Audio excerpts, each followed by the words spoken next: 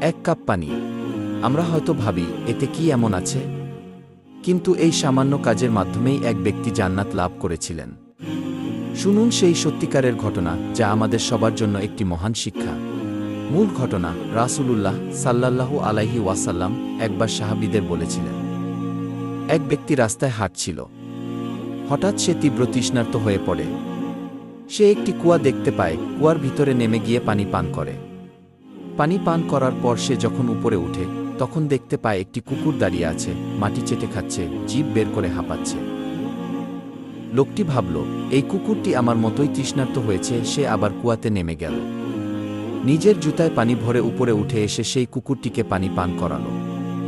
রাসূলুল্লাহ সাল্লাল্লাহু আলাইহি ওয়াসাল্লাম বললেন, আল্লাহ তাতে খুশি হলেন, লোকটিকে ক্ষমা করে দিলেন এবং তাকে জান্নাতে প্রবেশ করালেন। রাসূল সাল্লাল্লাহু আলাইহি ওয়াসাল্লাম এর শিক্ষা। এই ঘটনা বলার পর রাসূলুল্লাহ সাল্লাল্লাহু আলাইহি ওয়াসাল্লাম বলেন, প্রত্যেক প্রাণীর উপকার করাতে সওয়াব রয়েছে কি। সহিহ বুখারী 2363। হয়তো তোমার ছোট্ট একটি দয়া কারো জীবনে বিশাল কিছু হয়ে দাঁড়াবে। আল্লাহর কাছে কোনো কাজই ছোট নয়, যদি তা হয় আন্তরিকতার সঙ্গে করা।